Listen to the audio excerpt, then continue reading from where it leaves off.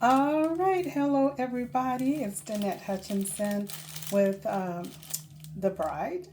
And remember last week we talked about cutting out patterns to fit our measurements or to use a pattern fitting sloper from Butterick. Or you can also, what do you call it? Construct your own sloper. Um, I forget the word. I'm sorry, I forget the name of it. But anyway, construct your own sloper using your measurements and a ruler and all the things to draft your own pattern, is what I'm trying to say, with your measurements. So this is the pattern from the measurements that I just did: my bust, my waist, and my hips. Um, and the hem comes down to here. I know it might be a little difficult to see, and that's only because I don't have my camera working right. I'm not sure if I turn it around, will it make a difference? Hold on a moment. All right, so let's try it this way and see if that will work. Okay, so I've got the bodice front and the bodice back. I'll show you the back in a moment. I've never recorded like this, so it's a little weird to me. However, so this is my dart, and understand that I have on a different foundational garment. I have on a different bra than I had on when I actually made this pattern. So I'm not really going by that today. I know what my measurements and my adjustments were with the last garment, that the undergarment that I had on. So that's what they call it, a pro tip. That's a pro tip. Make sure when you are doing any alterations or adjustments on your pattern that you wear the same undergarments. If you wore like a bra, a push-up bra, then use that same push-up bra. If you used Spanx, then put that same Spanx on. If you used a girdle, put the girdle on so that you don't have to wonder where your measurements should be.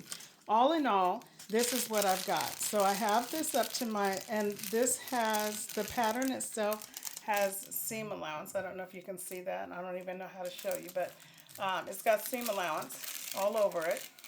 If you can see this line right here,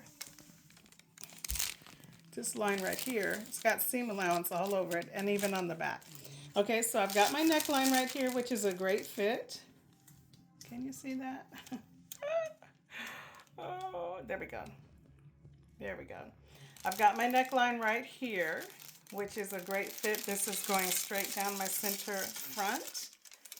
My shoulder seam is good, except for I need to take some of the length off. My shoulder is not quite that wide. I usually have a 4.5 inch shoulder from the base of my neck to my shoulder point, and I believe I drafted it for 5 inches. So I'll make that adjustment on there, and then I'll have to make an adjustment to the armhole as well.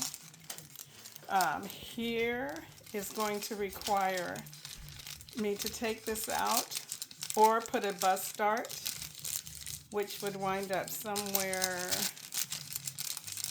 about here.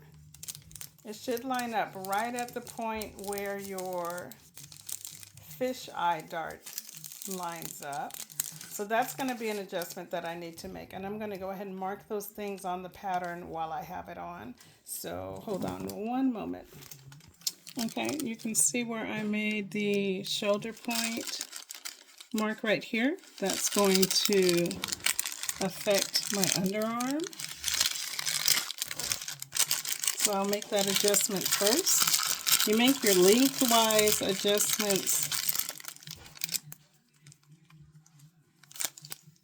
Okay, and then this is where the dart's going to be, and it'll actually, the point of it will actually be right here, right above the fisheye dart. Those should be in line. Or I may just take this out of the pattern altogether and not have a dart, a bust dart, underarm, an arm dart, arm side dart. Okay, I might do that too. All right, so then let's see. Trying to make sure I'm giving you a good view. Okay, so then on the back, I hope I can get to the back. Y'all bear with me because this is something I don't normally do with my camera. And so then I've got my hemline, which is really good. This is perfect for a jacket. Okay, my side seam is sitting just where it should be, right in the middle of my thigh. You can see that right in the middle of my, You know, it's real difficult when you're fitting a pattern to yourself by yourself. All right, so let me see if I can show you the back.